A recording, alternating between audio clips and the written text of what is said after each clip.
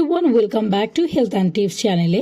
বরাবরের মতন আজকেও আমরা একটি স্বাস্থ্য বিষয়ক নিয়ে চলে এসেছি। আর আজকের যে বিষয়টি সেটি হলো ঠান্ডা গরমে দেখা যায় যে দুইটা সিজনেই বাচ্চাদের সর্দি কাশি জ্বর এই তিনটা কিন্তু লেগেই থাকে। প্রায় সময় শুনতে পারি আমরা যে বাচ্চার ঠান্ডা যখন আসে বা শীতকাল যখন থাকে তখনও ঠান্ডা কাশি জ্বর, এবং যখন গরমের সময় থাকে তখনও কিন্তু ঠান্ডা কাশি জ্বর। কারণ গরমের সময় ঘেমে বাচ্চারা সেই ঘাম থেকে বাচ্চাদের এই জিনিসগুলো হয়ে থাকে, ঠান্ডা কাশির জ্বরের সমস্যা। আর যে শীতের সময়েও একই ধরনের ঠান্ডার কারণে এই সমস্যাগুলো হয়। তো আজকে আমরা বিস্তারিতভাবে যে জিনিসগুলো তুলে ধরার চেষ্টা করেছি, তাই ভিডিওটা হয়তো একটু বড় হবে, তো না টেনে পুরোটা দেখার জন্য অনুরোধ রইল। এতে আপনারাই উপকৃত হবেন যে আসলে কেন বাচ্চাদের ঠান্ডা গরমে সাধারণ সর্দি কাশি জ্বর হয়। তো চলুন বিস্তারিতভাবে আলোচনায় যাই। গরমে সাধারণত সর্দি কাশি জ্বর হয়নি এমন লোক এই পৃথিবীতে খুব কমই পাওয়া যায়। ঠান্ডা গরমে সাধারণ সর্দি কাশি জ্বর রোগটি ভাইরাস দ্বারা আক্রান্ত হওয়ার ফলে এই ধরনের জ্বর সর্দি সারা বছরই চলতে থাকে, তবে ঋতু পরিবর্তনের সময় বেশি করে দেখা যায়।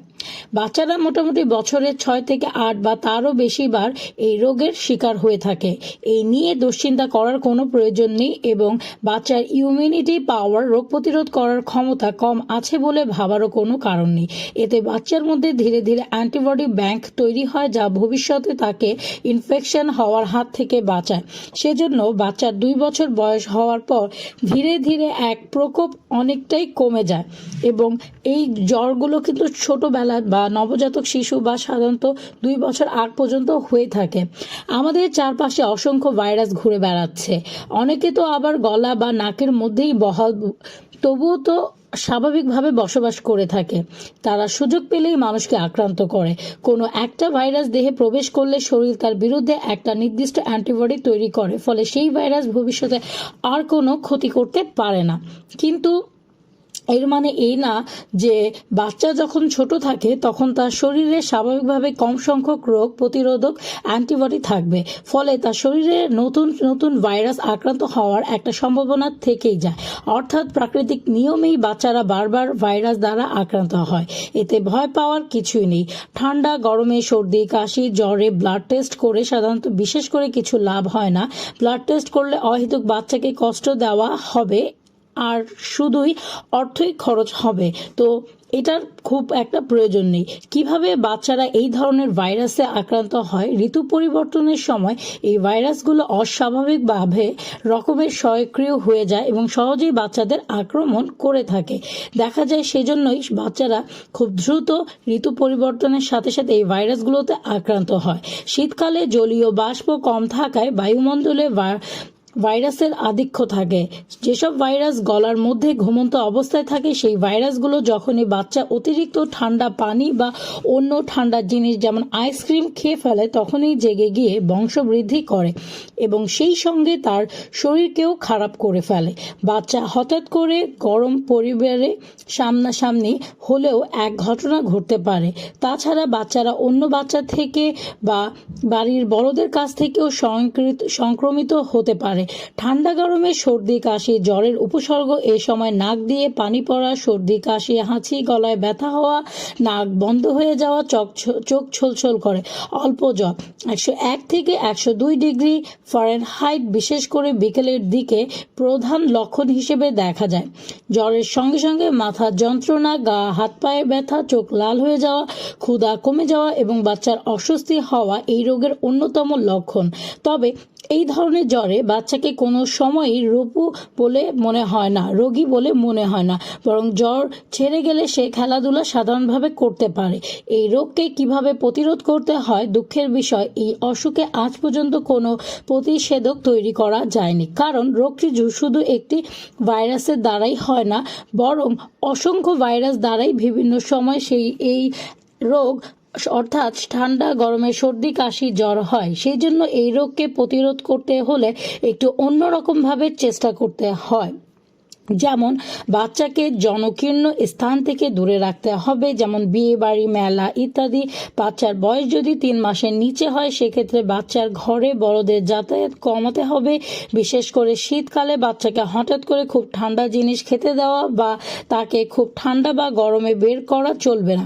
যতটা সম্ভব কোনো অসুস্থ মানুষ থেকে দূরে রাখতে হবে। সবসময় হাত সাবান দিয়ে ধুয়ে তাকে ধরতে হবে, কেননা পরিষ্কার পরিচ্ছন্নতা থেকে কিন্তু ভাইরাসটা অনেকটা দূর হয়। বাচ্চা ঘেমে গেলে বা গোসল সেরে এলে তাকে তাড়াতাড়ি ভালো করে মুছিয়ে শুকনো করে দিতে হবে। ঋতু পরিবর্তনের সময় বিশেষ করে শীতের শুরুতে ঘরে পাখা, এয়ার কন্ডিশন ইত্যাদি চললে ভোরবেলার দিকে বাচ্চার ঠান্ডা লাগার সম্ভাবনা বেড়ে যায়। গরমের শুরুতেও একই ঘটনা ঘটতে পারে, তাই ওই সময়ে বেশি সাবধান থাকতে হবে। শিশু ঘামলে তাহলে তাড়াতাড়ি ঘাম মুছে ফেলতে হবে, তাহলেই সে আর বারবার ঠান্ডা, গরমে, সর্দি, কাশি, জ্বরে আক্রান্ত হবে না। এ ব্যাপারে আপনাদেরকে সচেতন থাকতে হবে। ভ্যাকসিন দ্বারা প্রতিরোধ। বিভিন্ন ভাইরাসের মধ্যে ইনফ্লুয়েঞ্জা ভাইরাস বেশিরভাগ ক্ষেত্রে ভাইরাসজনিত রোগের কারণ হয়ে থাকে। আজকাল এইসব ইনফ্লুয়েঞ্জা ভাইরাসজনিত রোগে সর্দি, কাশি ছাড়াও বিভিন্ন রোগ হচ্ছে, যেমন বার্ড ফ্লু, সোয়াইন ফ্লু ইত্যাদি। ইনফ্লুয়েঞ্জা ভাইরাসটি একটি বহুরূপী ভাইরাস। এটি মাঝে মাঝে রূপ বদল করে মানুষের রোগ সৃষ্টি করে। এর ভ্যাকসিন তৈরি করাও কঠিন হয়ে পড়েছে, কারণ এটি কোনো সাধারণ ইনফ্লুয়েঞ্জা না। ধরা যাক একটি বহুরূপীর নাম এক্স এবং তার বিরুদ্ধে ভ্যাকসিন তৈরি করা হয়েছে। এখন যদি এক্স বহুরূপটি আবার ওয়াই হিসেবে দেখা দেয়, তবে সেই ভ্যাকসিনটি আর পাল্টে যাওয়া এক্স এর ইতিমধ্যে এক্স তো ওয়াই এর পরিবর্তিত হয়ে গেছে, বিরুদ্ধে কাজ করতে পারবে না। অর্থাৎ এক্স যদি ওয়াই হয় তাহলে সেটা পরিবর্তন আর সম্ভব না।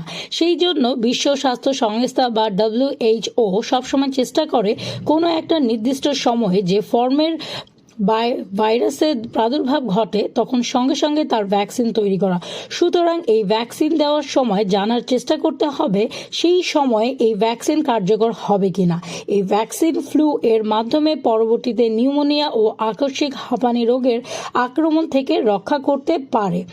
সুতরাং আপনাদেরকে যে বিষয়টি লক্ষ্য করতে হবে, শিশুদের ব্যাপারে খুবই সচেতন থাকতে হবে। এই রোগের চিকিৎসা সিরিয়াস না হলে বড় বাচ্চাদের সাধারণত ঠান্ডা, গরম, সর্দি, কাশি, জ্বরে সাধারণত ডক্টরের কাছে যেতে হয় না, কিন্তু 3 মাসের ছোট শিশুদের ব্যাপারটি একটু আলাদা। তাদের একটু সমস্যা দেখা দিলে ডক্টরের সঙ্গে দেখা করা উচিত। 3 মাসের বড় বাচ্চাদের যদি এই উপসর্গ দেখা যায় সেই ক্ষেত্রে চিকিৎসকের কাছে যেতে হয়।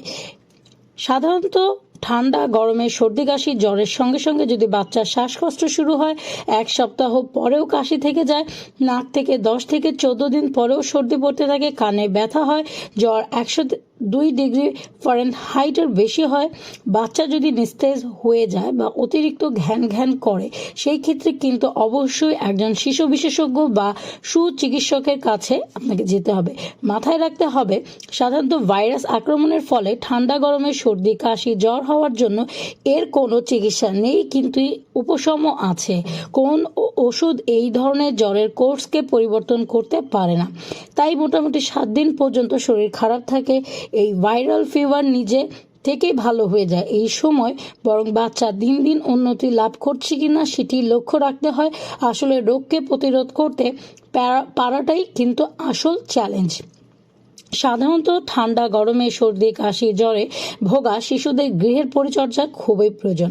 গলার আরামের জন্য একটু বড় বাচ্চাদের ঘরোয়া চিকিৎসা, যেমন তুলসী পাতা, আদার রস, গরম পানি, হালকা লেবুর রস, গরম স্যুপ, মধু ইত্যাদি বেশ ভালো কাজ করে। বাচ্চা যদি গড়গড়া করতে পারে তবে তাকে করতে উৎসাহিত করতে হয়। বাচ্চাকে তার পছন্দ মতো খাবার খেতে দিতে হবে, সঙ্গে প্রচুর পানি বা তরল খাবার খেতে উৎসাহিত করতে হবে। তাতে তার শরীর থেকে বেশি পরিমাণে বর্জ্য পদার্থ বেরিয়ে যাওয়ার সুযোগ পাবে ও পানি শূন্যতা হবে না। রোগের উপশমের জন্য ডক্টররা অনেক সময় কিছু ওষুধ ব্যবহার করে থাকেন, যাতে বাচ্চার শরীর খারাপ হলেও তাকে আরামে রাখা যায়। আর এই আরামটাই কিন্তু বাচ্চার শরীরকে প্রশান্তি দিতে সহায়তা করে। যেহেতু জ্বর, মাথার যন্ত্রণা, গায়ে ব্যথা প্রধান সিমটম, সেক্ষেত্রে প্রয়োজন মতো প্যারাসিটামল 15 মিলিগ্রাম প্রতি কেজি প্রতি ডোজ প্রতিদিন 4 থেকে 6 বার বা 6 মাসের উপরের বাচ্চাকে আইবুপ্রোফেন 10 মিলিগ্রাম প্রতি ডোজ 6 থেকে 8 ঘন্টা খাওয়ার পর দেওয়া যায়। দেখা গেছে বাচ্চাকে একাধারে প্যারাসিটামল বা ব্রুফেন না দিয়ে যদি এই ওষুধগুলোকে অল্টারনেট করে খাওয়ানো হয় তবে জ্বর ভালো কন্ট্রোল হয়। তবে এর বৈজ্ঞানিক ভিত্তি জোরালো নয়। বাচ্চার যদি পানিশূন্যতার লক্ষণ দেখা দেয় বা সে যদি বারবার বমি বা পটি করে, সেক্ষেত্রে ডাক্তারের পরামর্শ নিতে হবে বা একজন শিশু বিশেষজ্ঞর কাছে সুপরামর্শ নিতে হবে। তিনি আপনাকে সঠিক সুপরামর্শ দিতে পারবেন। জেনে রাখা ভালো, প্যারাসিটামল বা আইবুপ্রোফেন কিন্তু জ্বর ছাড়া ব্যথা কমানোর ওষুধ। তাই ব্যথা হলে এই ওষুধ ব্যবহার করা যাবে। হাঁচি, নাক দিয়ে চোখ দিয়ে পানি পড়া, নাক বন্ধ হয়ে যাওয়ার সমস্যা তবে মোটেও কঠিন সমস্যা নয়। বাজারে আজকাল স্যালাইন ড্রপ পাওয়া যায়। এই ড্রপ নাকে দিলেও এই সব সমস্যা থেকে মুক্তি পাওয়া যাবে। যতবার নাক বন্ধ হয়ে যাবে ততবারই ড্রপ দেওয়া যাবে। তো স্যালাইন ছাড়াও আরও অন্যান্য ড্রপ যেমন অক্সিমেন্টাজোলিন ড্রপ নাকে দিলে নাক পরিষ্কার হয়ে যায়। কাশিও হলো এই ধরনের জ্বরের অন্যতম সমস্যা। বাচ্চার যখন জ্বর সর্দি হয় তখন সর্দি যেমন নাকের ফুটো দিয়ে বাইরে বেরিয়ে আসে, তেমনি নাকের পেছন দিক দিয়ে গড়িয়ে গলার ভেতরে জমা হয়। এই জমা সর্দি গলায় খুশখুশি করে, ফলে বাচ্চা কাশি বা কাশতে থাকে, যে কারণে বাচ্চার কাশি প্রচণ্ড হয়। এই ক্ষেত্রে ফার্স্ট জেনারেশন অ্যান্টিহিস্টামিনের করলে আরাম হয়, তবে এতে শিশুর বেশ ঘুম পায়, তবে এতে শিশুর আরাম হতে পারে। ঠান্ডা কাশিতে অ্যান্টিহিস্টামিনের ব্যবহার বৈজ্ঞানিক সম্মত নয়। WHO ও অ্যান্টিহিস্টামিন ব্যবহারের সমর্থন করে না। জ্বর, ঠান্ডা, কাশিতে গরম পানি, লেবু শরবত, হালকা লেবুর রং চা ইত্যাদি টোটকাগুলোকেই WHO নিরাপদ উপশম হিসেবে গণ্য করা হয়, কারণ এগুলোর কোনো পার্শ্ব প্রতিক্রিয়া নেই আর এগুলো ঘরোয়া তৈরি জিনিস, যেটা কিনা বাচ্চার জন্য খুবই সেফফুল। ঠান্ডা গরমে সাধারণ সর্দি, কাশি, জ্বরের জটিলতা। বাচ্চাদের আরও কিছু সমস্যা হয় যেগুলোকে আমরা সাধারণ মানুষ অনেক সময় ঠান্ডা গরমে মানে সর্দি, কাশি, জ্বর হিসেবে ধরে নিয়ে থাকি, কারণ সমস্যাগুলোর কিছু উপসর্গ অনেকটা ঠান্ডা গরমে সাধারণ সর্দি, কাশি, জ্বরের সঙ্গে মেলে। তবুও সেগুলো কিন্তু ভিন্ন সমস্যা, তাদের চিকিৎসা পদ্ধতিও কিন্তু আলাদা হবে।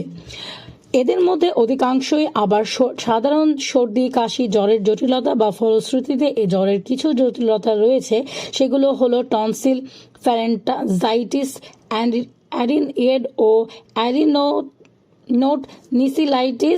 সাইনাস, কানে ইনফেকশন, অল্পতেই বাচ্চা ঠান্ডা লাগার প্রবণতা বা রিঅ্যাক্টিভ এয়ারওয়ে ডিজিজ বলে, নাক দিয়ে পানি পড়া, অত্যাধিক হাঁচি হওয়া, নাক জ্যাম হয়ে যাওয়া, যাকে অ্যালার্জিক রাইনাইটিস বলে। এইসবগুলো শ্বাসযন্ত্রের উপরের অংশে প্রদাহ। এছাড়া কিউলাইটিস ও নিউমোনিয়া আরও দুটি গুরুত্বপূর্ণ অসুখ যা শ্বাসযন্ত্রের নিম্নাংশে প্রদাহ করতে পারে। তো এই ছিল আজকের আমাদের হেলথ টিপস, এবং আমাদের হেলথ টিপসের মূল উদ্দেশ্যই কিন্তু সাধারণত সর্দি, কাশি, জ্বর হলে কি করণীয়। তো সব থেকে বেশি বাসায় যেগুলো বলেছি সেগুলোই লক্ষ্য করলে ভালো হবে।